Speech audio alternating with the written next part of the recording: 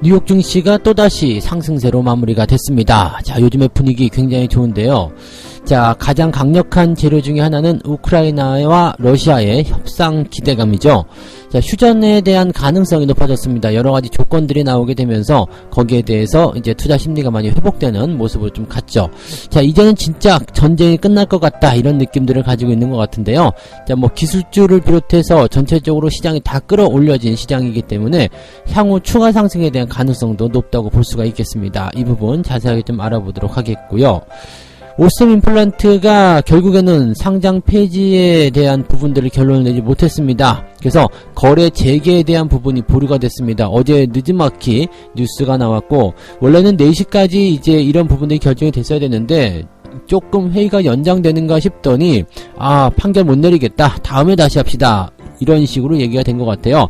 이제 아무래도 이제 여러가지 부분에서 뭔가 딱 맞는 그런 판단을 내리기 어려웠을 것이라 생각되는데, 이 부분도 자세하게 좀 알아보고요. 자, 미국의 국채 금리가 장단기 금리 역전 현상을 보였다고 합니다. 보통 장단기 금리 역전 현상이 일어나게 되면 경기 침체다라는 이야기들을 많이 하는데, 자, 이것 때문에 또 지금 경기 침체기로 가고 있는데 주가가 상승한다는 게 말이 됩니까? 주식 다 파세요, 이렇게 얘기하시는 분들이 계실 것 같아서 제가 이 장단기 금리 역전 현상이 왜 일어났는지, 또 걱정해야 되는지 안 해도 되는지, 거기에 대해서 알려드리도록 하겠습니다.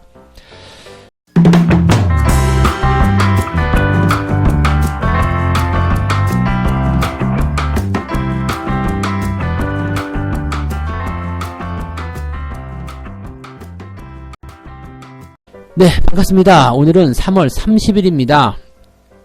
수요일이고요. 자, 일단은 마감, 3월을 마감하는 바로 그 시점까지 왔습니다. 그런데 자, 이번 주에는 그래도 이번 달에는 윈도우 드레싱을 좀 그래도 어느 정도 해주는 것 같습니다. 주가가 조금이지만, 소폭이지만 그래도 상승 흐름을 보이고 있다 보시면 되겠고요.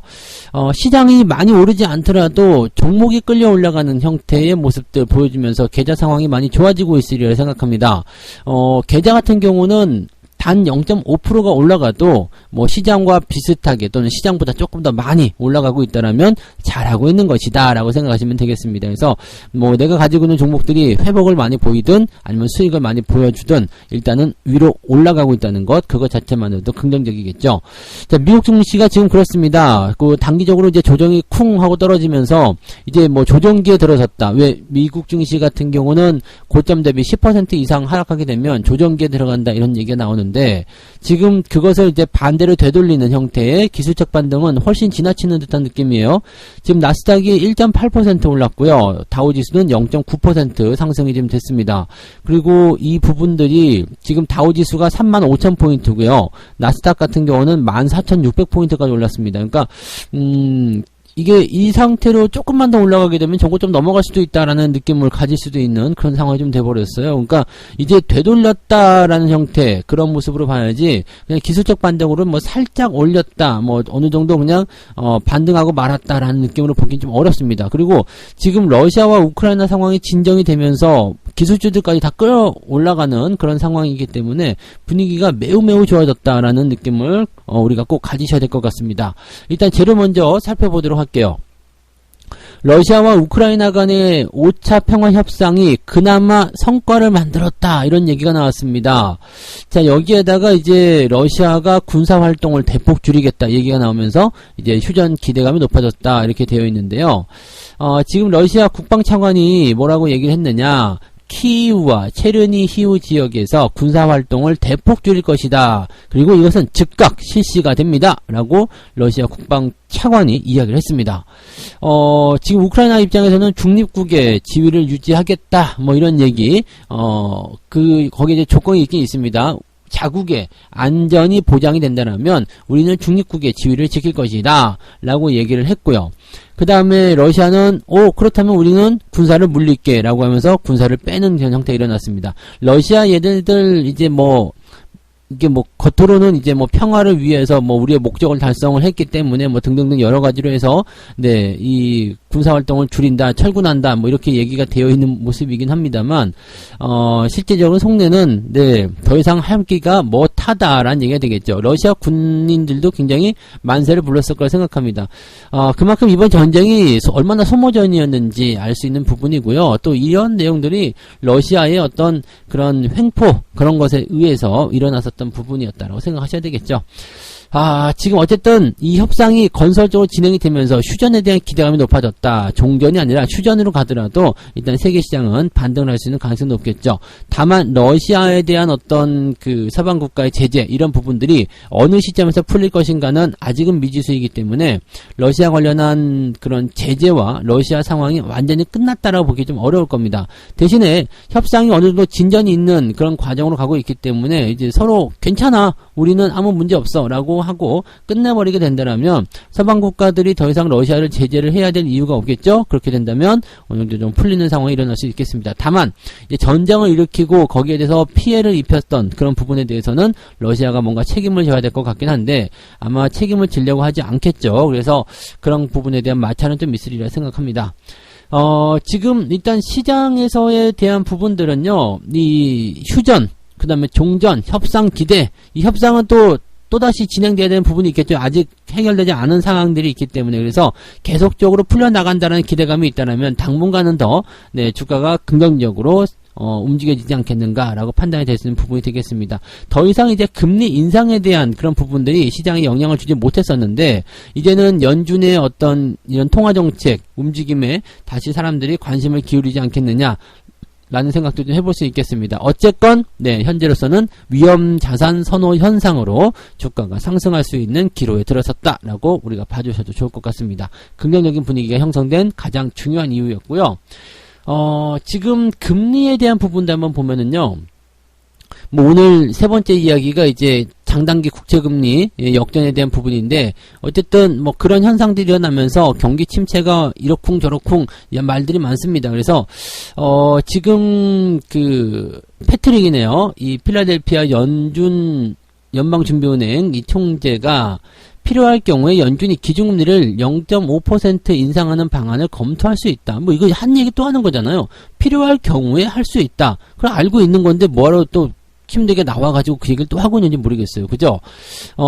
일단 이 사람 말을 빌면 올해 7번 네, 금리 인상을 하면서 0.25% 금리 인상을 해야 된다라고 얘기를 하고 있었으나 나는 더 빨리 가는 것에 매우 열려있는 사람이다. 즉 0.5% 즉 금리를 더 많이 올리고 더 이제 자주 올리는 것에 이제 그 긍정적이다라는 얘기 하는 거죠. 근데 더 자주는 안 될 거예요. 아마 남아있는 FOMC가 6번밖에 없기 때문에 더 이상 뭘 어떻게 하기는 어렵다라는 부분이고, 횟수가 늘어나지 못한다라면 이제 폭을 올려라 이런 얘기가 되는 거죠. 0.25 말고 0.5로 내놔 이런 식으로 얘기가 되어 있는 부분인 것 같아요.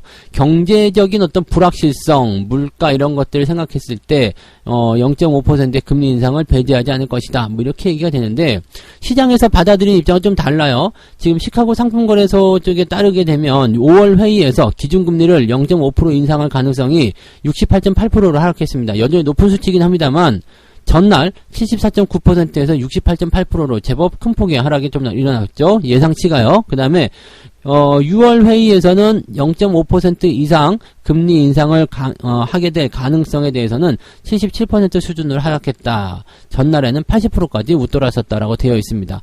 자, 그렇기 때문에 지금 현재 시장에서는 어떤 식으로 받아들이고 있느냐, 연준 위원들이 뭐라고 씨부리 되든지 말든지 지금 5월 달에 0.5% 인상할 가능성도 있긴 있지만 6월 달에 0.5% 인상하게 될 가능성이 훨씬 더 높은 편이고, 그 다음에 그 가능성, 그런 부분들이 점점점 줄어들고 있다라는 형태의 모습으로 보여지게 됩니다. 이건 왜 이러냐면요, 러시아 상황이 해결이 된다면 일단은 물가 인상에 대한 부분들이 어느 정도 괜찮아질 거란 말이죠. 유가를 비롯해서 원자재 가격 지금 전부 다 난리가 아닌데 이런 것들이 이제 조금 수그러지게 된다면 물가의 상승 압박이 줄어들게 될 것이고 금리를 공격적으로 올리지 않아도 된다라는 그런 생각이 들게끔 만들어준다라고 보시면 되는 거죠.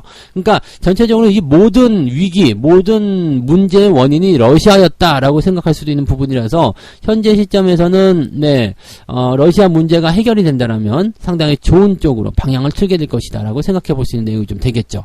국내 증시 역시도 지금 저항대까지는 아직 조금 더 남아 있기 때문에 상승 흐름을 더 이어갈 수 있지 않겠는가라는 판단이고요.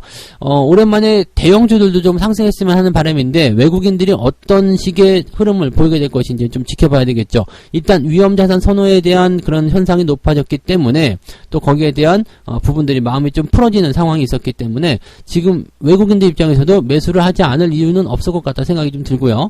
오늘까지 주가가 올라갔을 때 금융투자에 매도가 나올 것인지 그 여부도 같이 지켜보는 것이 오늘 국내 시장의 키포인트라고 보시면 될 것 같아요. 참고하시면서 대응하시면 되겠고요. 자, 두 번째 이야기 넘어가겠습니다. 오스템 임플란트 이거는 진짜 어떻게 하면 좋을까요? 일단은 대체적으로 이제 어제도 말씀을 좀 드렸었지만 상장 폐지와는 일단 좀 멀어져 있긴 합니다. 그래서 상폐는 되지 않을 것이다 라는 생각은 아직도 변함이 없습니다만 심사 결과를 도출해내지 못했어요. 지금 기업심사위원회를 열어가지고 오스템 임플란트의 상장 적격에 대한 그런 회의를 진행을 했는데 이것에 대한 결과를 도출하지 못했다. 지금 이게 상폐를 시키자라는 쪽으로 될 것 같지는 않고 거래 재개에 대한 부분을 통해서 이제 개선 기간을 부여하자 아니면 이제 상장 유지를 하자라고 하게 했는데 이 개선 기간을 부여하자라는 쪽에 대해서는 얼마나 줄 것인가 이런 부분이 좀 됐을 거고 그 다음에 이제 상장을 유지하자 거래를 유지하자 이렇게 하기에는 지금 이 내부 통제 시스템에 대한 부분들이 이제 비적정 의견이란 말이에요. 감사 의견에서는 지금 뭐 적정이긴 받았습니다만 내부 회계 시스템이라든지 뭐 이런 쪽에서는 지금 뭔가 좀 불안하지 않느냐 이거 2천억이나 해먹을 동안 몰랐다는 게 말이 되느냐 이렇게 큰 회사가 그 다음에 자기 자본 대비 이게 규모가 좀 크잖아요. 그래서 단순하게 돈을 많이 벌어서 횡령금을 메꿨다 이게 중요한 게 아니라 이게 내부 통제 시스템이 제대로 되지 않으면 이게 또다시 발생할 수도 있는 일 아니겠느냐 이런 식으로 해서 지금 얘네는 바로 거래 재개하면 안 된다. 조금 더 상황을 지켜보고 내부 통제가 잘 되고 있는지 그런 부분들을 가지고서 우리가 판단해야 된다 이런 식으로 얘기가 나온 것 같아요. 그래서 일단은 다음 달이 되겠죠. 어차피 뭐 오늘이 30일이기 때문에 다음 달 그 심의를 속개해야 될 필요성이 있다라고 얘기가 되어 있는 거라서 당분간은 더 거래 정지가 이어질 수밖에 없겠다 판단이 좀 되겠습니다. 원래 이렇게 거래 정지가 들어가서 뭔가 회의를 해야 되겠다 뭘 해야 되겠다 그러면요 시간이 좀 오래 걸립니다. 그래서 거래 정지 기간이 길어지면서 개미들의 마음만 조금 이제 뭐라 그럴까요? 두근반 세근반 하는데 아직까지 생각은 그렇습니다. 상장 폐지가 되기는 좀 어렵지 않겠는가 라는 생각을 좀 하고 있는 부분이고요. 개선 기간에 대한 그런 명령이 떨어질 것인지 지금까지 이제 미적거리고 있는 부분을 보게 되면 이제 개선 기간에 대한 부분을 좀 부여하게 될 가능성이 높지 않을까 생각이 좀 들기도 합니다.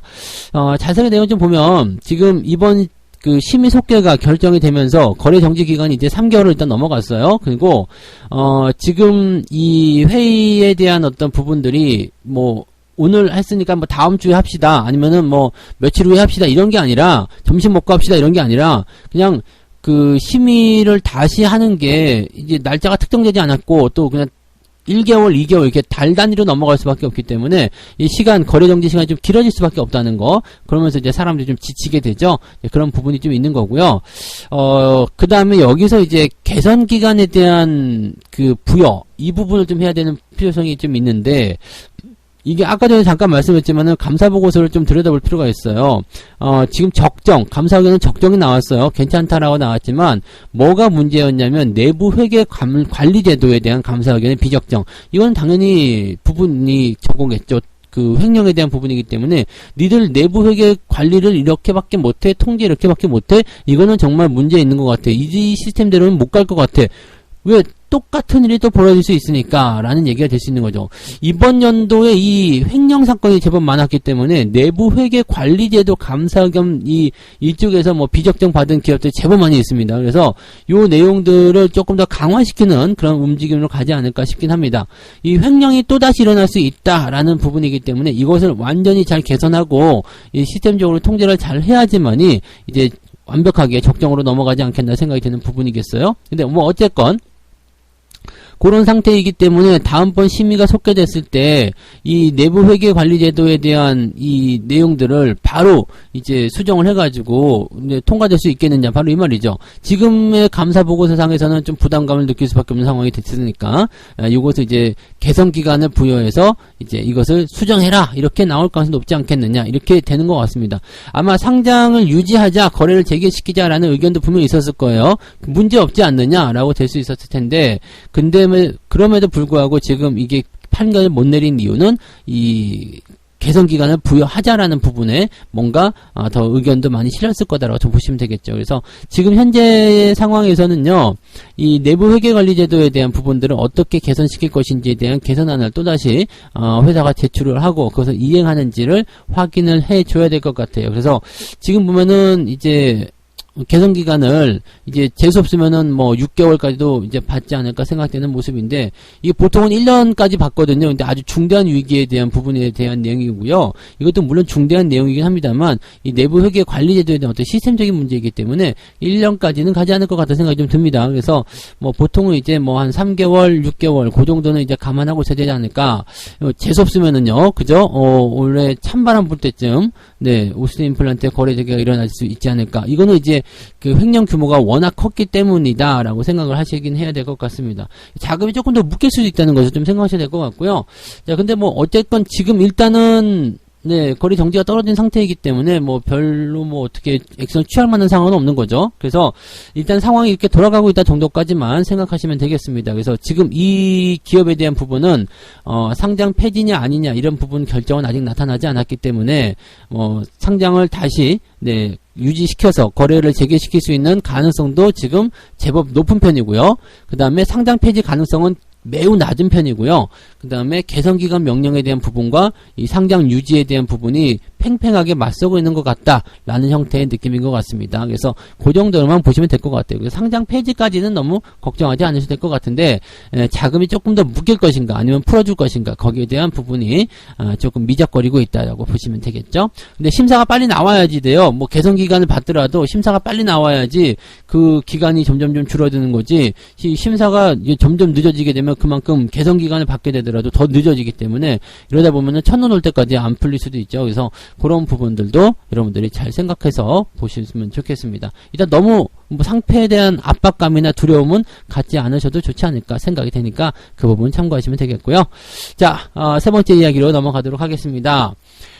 경기 침체 오는 겁니까? 미국 장단기 국채 금리 차이가 지금 역전됐습니다. 어떻게 하면 좋습니까? 엉엉엉 뭐 요즘에 아주 그냥 뭐 다들 이제 경제학 박사들이 되셨는지 모르겠는데 경기 침체가 옵니다. 뭐 하루에도 한 두세 번은 듣는 것 같아요. 어떻게 하면 좋을까요? 경기 침체가 온다는데요. 국채 금리 차이가 역전이 됐는데 어떻게 하면 좋을까요? 그러게요. 뭐, 어떻게 하면 좋겠습니까? 네. 국채 금리가 역전되는데 뭐 어쩌라고요. 그죠? 이렇게 생각하시는 게 맞아요. 왜냐면, 원래 이제 이 경기 침체라는 것과 국채, 이 채권 금리, 이쪽 부분에서는 뭐, 뭔가 이제 영향력이 있긴 있어요. 왜냐면 국채 금리라는 것이 이제 실질적으로 채권 시장을 대표하는 그런 그 안전자산으로 이제 포함이 되는 부분이고요. 그다음에 경기 침체라는 것은 그 국제금리 간의 미묘한 변화를 통해 가지고 경기가 좀 나빠지고 있구나. 뭔가 사람들이 이제 이 위험에 리스크에 대비하고 있는 상황이구나라는 것들을 이제 알 수 있는 내용이거든요. 그 중에 대표적인 것이 이 단기 국채금리와 그 다음에 장기 국채금리 간의 금리 역전입니다.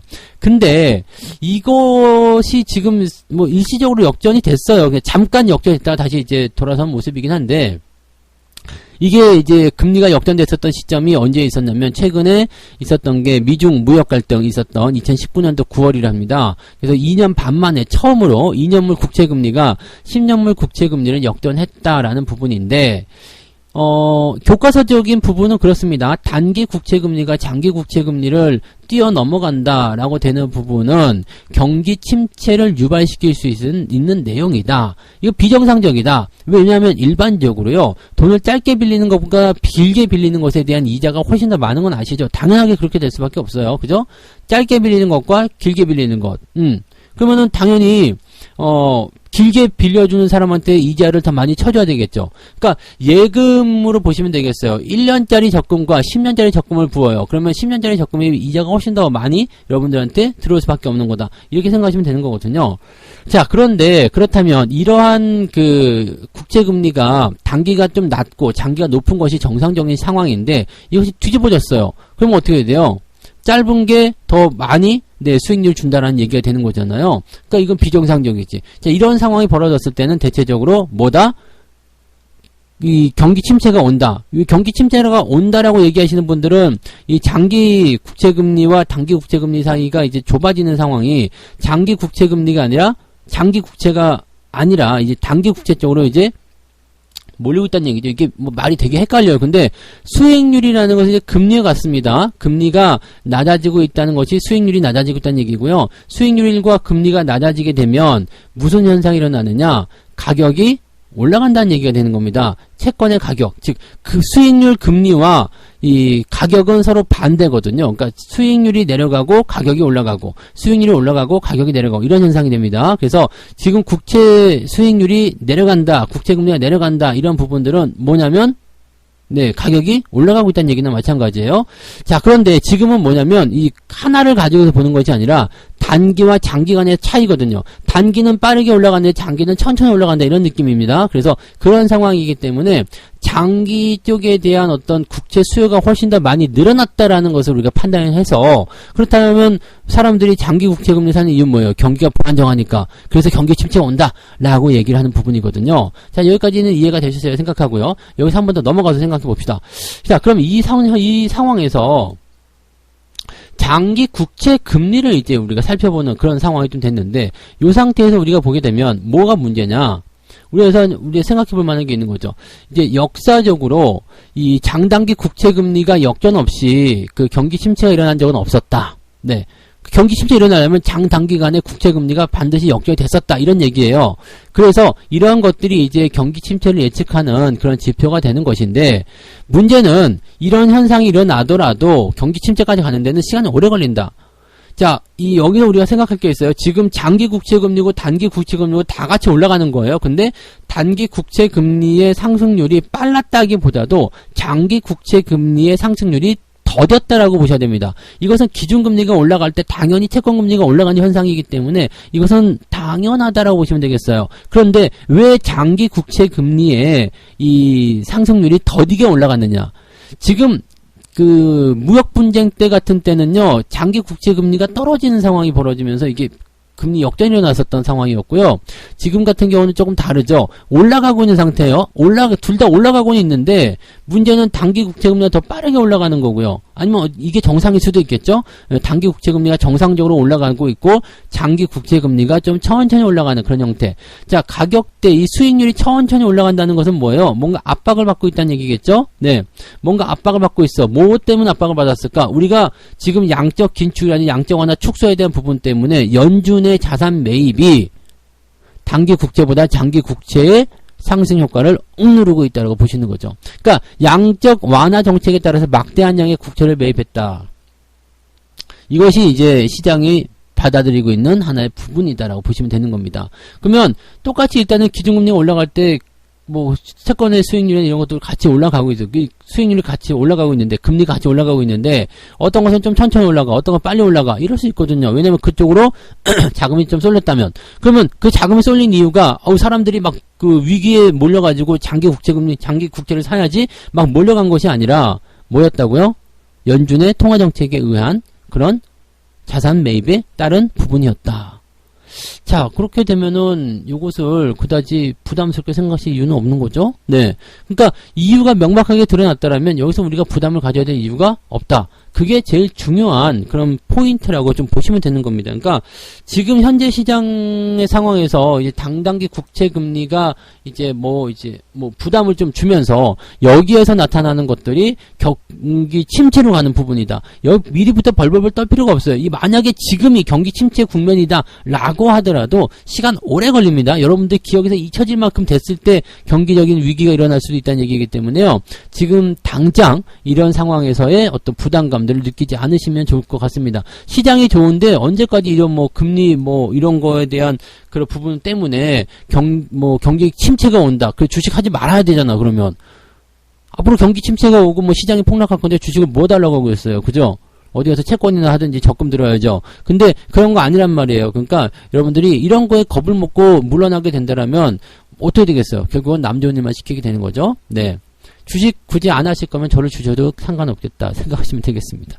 아무튼 제가 좀 답답한 부분이 좀 있어서 설명을 좀 드렸어요. 그러니까 이 현상들이 뭔가 비정상적인 상황이긴 맞아. 근데 그 비정상적인 부분을 뭔가 이제 설명해 줄 수 있는 그런 어떤 대표적인 사건들 또는 그런 내용들이 있다라면 거기에 대한 부분으로 우리가 판단하시면 되는 거지. 뭐 그걸 가지고서 뭐 큰일 났다. 뭐 아주 그냥 뭐 난리가 난 것처럼 그냥 뭐 세상 다 산 사람처럼 막 땅을 치고 후회하고 막 이렇게 하시면 안 된다는 얘기입니다. 그냥 그대로 편안하게 가시기 바랍니다. 시장 분위기 좋잖아요. 계좌 계속 올라오고 있잖아요. 그게 바로 걱정 안 해도 된다는 증거라고 생각하시면 되겠습니다. 아시겠죠? 네. 자, 그래서 오늘 이렇게 세 가지 이야기 전달해드렸는데요. 우크라이나에 대한 협상 기대감으로 인해서 미국 증시가 상승세를 보였다. 분위기 좋은 편입니다. 그래서 이 분위기를 좀 잘 타고 우리도 계좌를 더 쑥쑥 키워나가시면 좋겠습니다. 물론 단기적인 부분에서의 상승이 계속 일어나게 된다면 조정에 가까이 있겠지만 아직은 조정을 생각하지 말고 상승을 즐겨라. 그 말씀 드릴 수 있겠네요. 자, 오스템 임플란트의 그 상장 유지가 일단은 재개가 되는 것이 이제 보류가 됐습니다. 그래서 아직은 결정을 못 내리겠다 이런 상황인데 실제로 상장이 유지가 될 것인지 아니면 그냥 네, 상폐까지는 아니고요. 거래 기간 그 개선 기간을 부여하게 됨에 따른 이런 그 정지 기간이 더 길어질 것인지에 대한 부분은 다음 달쯤에 아마 결정이 또 나지 않을까 생각합니다. 당분간은 더 네, 이렇게 뭐라 그럴까요? 그냥 거래 정지 상태로 자금이 좀 묶이셔야 될 것 같은 느낌이에요. 자, 장단기 국채금리, 미국의 장단기 국채금리가 역전됨에 따라서 경기 침체가 오는 거 아닙니까? 걱정하시는 분들 일단은 걱정하지 말아달라 말씀 좀 드릴 수 있겠고요. 이거는 이제 국채금리가 역전됐다기보다도 이 장기 국채금리의 상승률이 조금 네 속도가 둔화되었다 거기에 따른 내용이었다 보시면 되겠어요. 그래서 그런 부분들이 실제로 금융위기나 또는 이제 경기 침체를 일으킬 만한 그런 사안이 아니다라고 생각하시는 게 맞습니다. 이제 이 교과서적으로 봤을 때는 국채금리가 역전이 되게 되면 경기 침체가 온다, 비정상적이다, 이건 맞아요. 맞지만 그건 상황이 약간 지금은 특수하게 우리가 생각해 볼 만한 내용이다라고 보시면 되겠습니다. 네. 엄마랑 아빠가 사이가 좋은 건 맞잖아요. 사이가 좋아야 되는 게 이제 그 교과서적인 부분 아닙니까? 그런데 부부싸움 하게 되면 이제 큰일 났습니까? 이혼합니까? 아니잖아요. 우리 가정 파탄납니까? 아니잖아요. 엄마 아빠가 의견이 충돌돼서 싸울 수도 있는 거죠 뭐. 그거 정상적인 거거든요. 뭐 때문에 싸웠냐 이거 보죠. 그러니까 이것이 아주 막 망가진 만큼 중요한 상황이냐 아니냐. 네, 그렇게 보시면 되는 거예요. 아빠가 술 먹고 냉장고에다 오줌 쌌을 수도 있는 거잖아요. 그러면은 그것 때문에 뭐 가정이 파탄 나거나 그러지 않을 겁니까? 아빠가 조금 쿠사리를 먹고 말겠죠? 그러니까 저는 술을 안 먹어요. 쓸데없는 얘기 잠깐 했는데요. 자, 책 한 곡 읽고 마무리하도록 하겠습니다. 여러 종류의 주식에는 여성의 의류처럼 명확한 유행이 있다. 성공하려면 유행에 맞는 주식을 찾는 것이 무엇보다 중요하다. 여성 의류가 시대와 사회 상황에 따라서 유행을 타듯 주식 역시 유행을 탄다. 자, 경기가 불황일 때는 대체적으로 미니스커트가 유행한다는 얘기가 있습니다. 저는 이걸 아직도 이해를 잘 못하는 이유가 경기가 침체가 되면은 왜 치마 길이가 짧아질까? 원단 가격이 비싸서 그런가? 뭐 그런 생각을 아직도 하고 있는데 네, 아무튼 뭐 그런 유행이 있다고 하더라고요. 그러니까 유행처럼 이렇게 흘러다니는 그런 부분들을 우리가 잘 체크해야 된다는 얘기가 되는 거가 되겠죠? 네.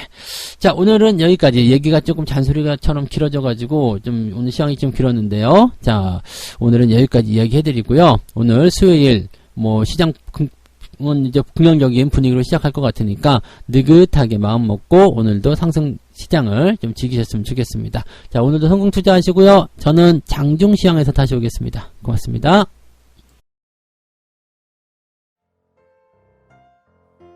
본 방송에서 제공되는 모든 정보는 투자 판단의 참고 자료이며 투자의 최종 책임은 본 방송을 이용하는 본인에게 있습니다.